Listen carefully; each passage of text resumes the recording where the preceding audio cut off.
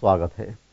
अब हम आपको दिखाते हैं सचिन पायलट की प्रेस कॉन्फ्रेंस, जिसमें उन्होंने क्या कुछ कहा चुनावों के बारे में और क्या कुछ निशाना साधा किस तरह से भारतीय जनता पार्टी पर।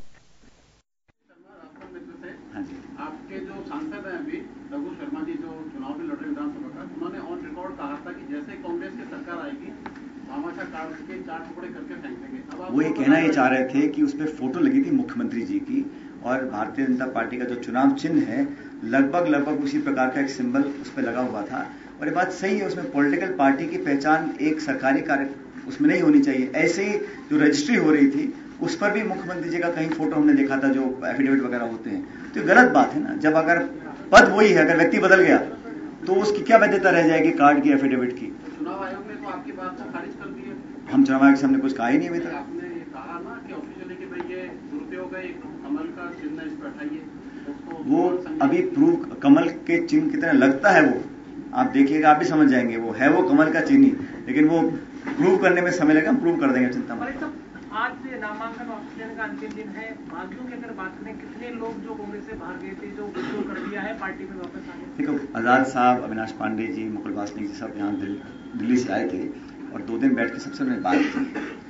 आप सभी जानते हो कि सरकार कांग्रेस की बनने वाली है, इसलिए उम्मीदवारों की लिस्ट बहुत लंबी थी और हर उम्मीदवार बनने वाले को बैठना, सुनना, समझना, उसको पेशेंटली आकलन करना, उसमें समय लगता है। इसलिए हम लोगों को टाइम बहुत लगा। 15-15, 20-20 मांगने वाले थे। संतोषजनक उनकी सुनवाई हो जाए, उसके बाद कंसेंसस बना के हम निर्णय लें, इसमें समय लगा। ये बात सच है, कुछ जगहों पे कांग्रेस से बागी होकर लोग चुनाव लड़ रहे हैं, लेकिन काफियों ने आज वापस भी लिया अपना नामांकन। लेकिन ये चुनाव कांग्रेस लड़ रही है, लोग हाथ के पंजे पर वोट डालेंगे। और जिन लोगों ने आज औपचारिक रूप से अपना पर्चा वापस नहीं भी लिया है, मैं मानता हूं वो भी 1-2 दिन में इस बात को समझ जाएंगे और परिवार के साथ जुड़कर काम करेंगे। आरोप तो मैं लगा रहा हूँ, आज यार मेरा दिन आरोप लगाने का। अल्पेश ठाकुर और राजबब्बर का नाम भी है। उनका कहना है कि अल्पेश ठाकुर वो है जिन्होंने बिहार में और राजस्थान और यूपी के लोगों को जोड़ के बाहर भगाया, उनको राजस्थान तो एक बताओ मेरे को बात, केंद्र में सरकार बीजेपी की है, राज्य में सरकार बीजेपी की है, तो आमतौर पर तो ये विपक्ष का कार्य क्षेत्र आरोप लगाने का, ये सत्ता बैठ के आरोप लगा रहे हैं, मैं समझ नहीं आता मेरे को।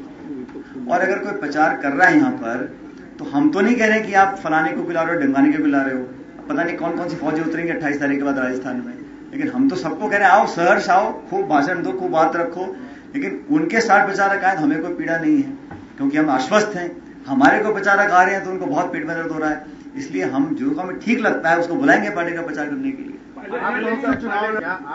2012 में मैं केंद्र का मंत्री था, कांग्रेस की सरकार थी और संयोग की बात है, अजमेर से वो लाइन सैंक्शन हुई थी वाया टोंक, और टोंक में आज रेलवे स्टेशन बन गया होता अगर वसुंधरा जी और बीजेपी ने इस प्रोजेक्ट को, 2012 का प्रोजेक्ट है जो सैंक्शन हुआ था, पिंक बुक में है, और पीयूष जी शायद इस बात को नहीं जानते, इन्होंने एक बयान दिया है, सैंक्शन प्रोजेक्ट है और पिंक बुक में वही प्रोजेक्ट आता है जो कैबिनेट से, प्लानिंग कमीशन से, रेल मंत्रालय से, वित्त मंत्रालय से, सब जगहों से पास होकर पिंक बुक में चला जाता है।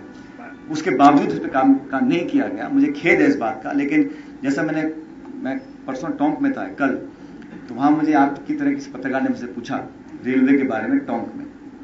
मैंने कहा मैं टोंक से सटा जिला अजमेर का है, मैंने कहा मैं अजमेर सांसद रहा था, तो वहां 40 साल पुरानी मांग थी हवाई अड्डे की, तो मैंने कहा अगर मैं अजमेर में हवाई अड्डा बनवा सकता हूं तो टोंक में मौका मिलेगा तो रेल लाइन तो कुछ बात नहीं, बन जाएगी रेलवे लाइन।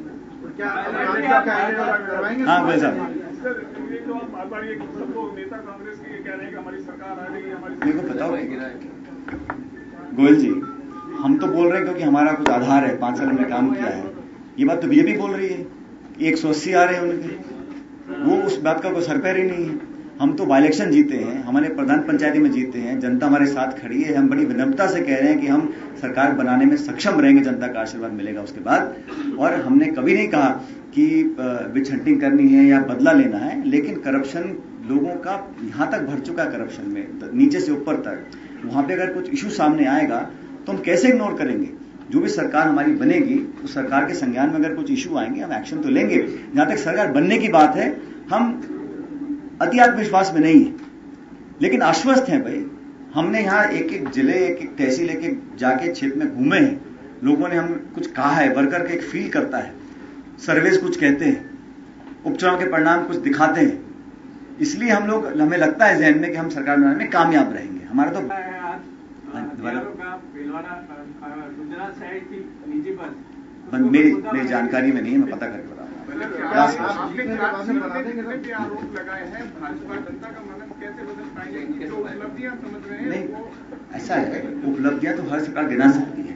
मैं तो बता रहा हूं, कुपोषण से मौतें होगी, बिजली की तार से लोग भटक के मर गए हैं, किसान आत्महत्या कर रहे हैं, करप्शन बढ़ गया, महंगाई बढ़ गई है, नरेगा बंद हो गया है। ये उपलब्धियां कौन कह सकता है इसको? आप इसको पढ़ लीजिएगा और मैं उम्मीद करता हूं बीजेपी के लोग भी इसको पढ़ेंगे और फिर आत्मचिंतन करेंगे। उम्मीद करें